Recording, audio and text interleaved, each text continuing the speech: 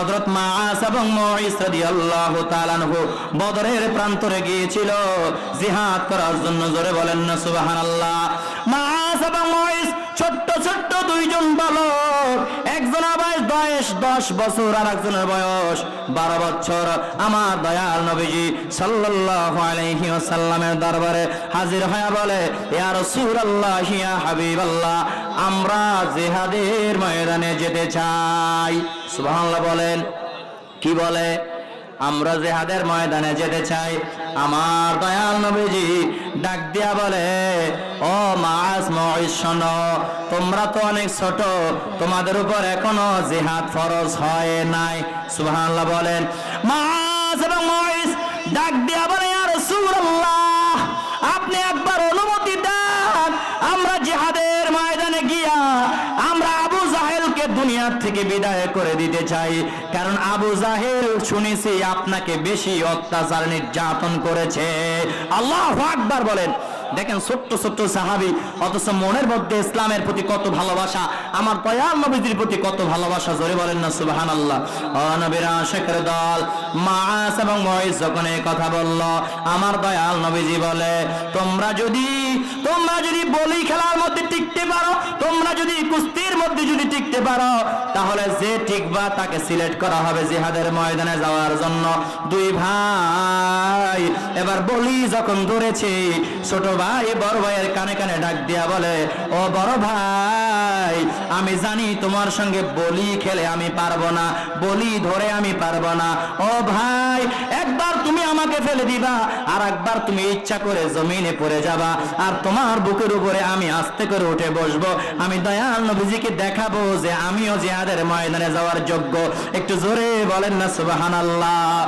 আর নবীর আশিকের দল এবার দুইজন যখন বলির মধ্যে লেগে গেল, বলি যখন ধরেছে, প্রথমে বড় ভাই ছোট ভাইকে ফেলে দিয়েছে, এবার ছোট ভাই কতক্ষণ পরে উঠে বড় ভাইয়ের বুকের উপরে বসে গিয়েছে। আমার দয়াল নবীজির দিকে তাকাইয়া বলে, ইয়া রাসূলুল্লাহ, ইয়া হাবিবাল্লাহ, দেখেন আমিও জিহাদের ময়দানে যাওয়ার যোগ্য।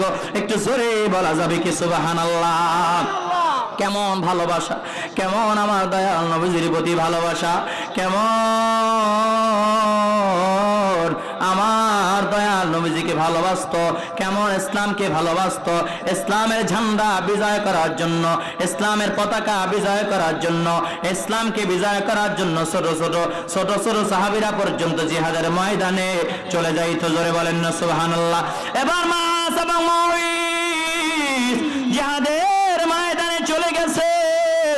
এবার যখন বদরের প্রান্তই যখন চলে গিয়েছে, দুই ভাই তাকায়া দেখি কোন জায়গায় আবু জাহেলকে দেখা যায়। কাকে খুঁজে, কাকে তালাশ করে?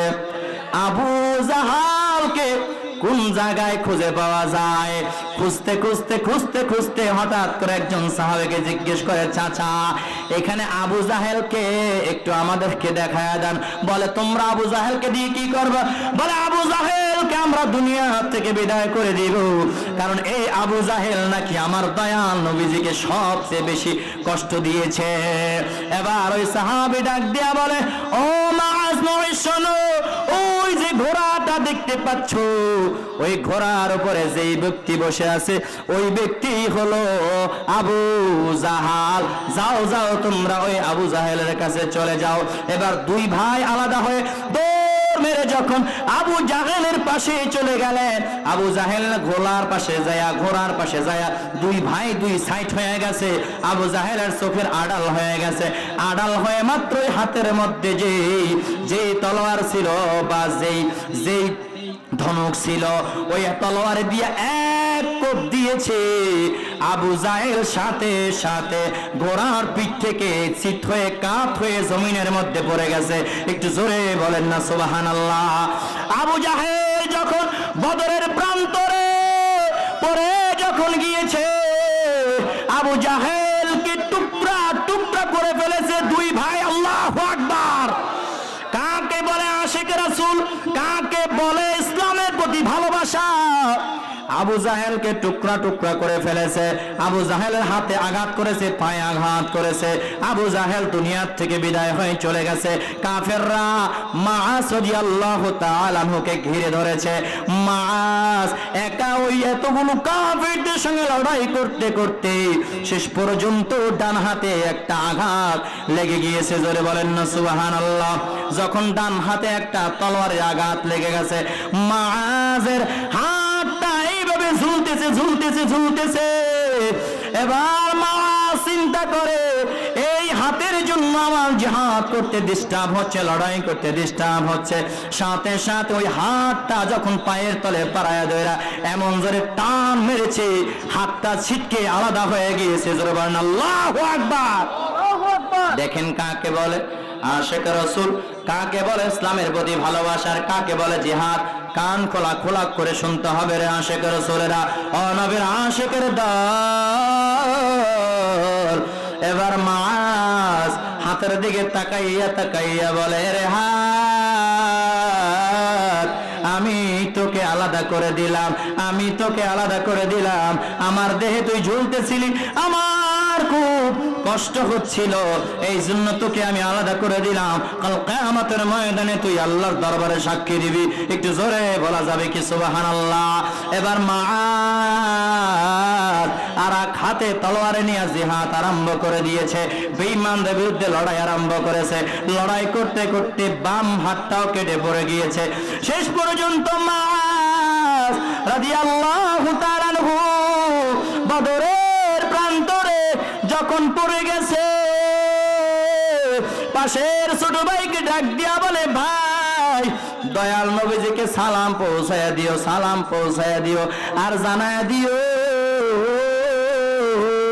যে ইয়া রাসূলুল্লাহ ইয়া হাবিবাল্লাহ, যে আবু জাহাল আপনাকে এত বেশি কষ্ট দিছে, এত বেশি কষ্ট দিছে, আমার ভাই মুআজ আর আমি মুআজ দুই ভাই মিলে ওই আবু জাহিলকে দুনিয়া থেকে বিদায় করে দিয়ে আমার বড় ভাইও শাহাদাত বরণ করেছে। জোরে বলেন না সুবহানাল্লাহ।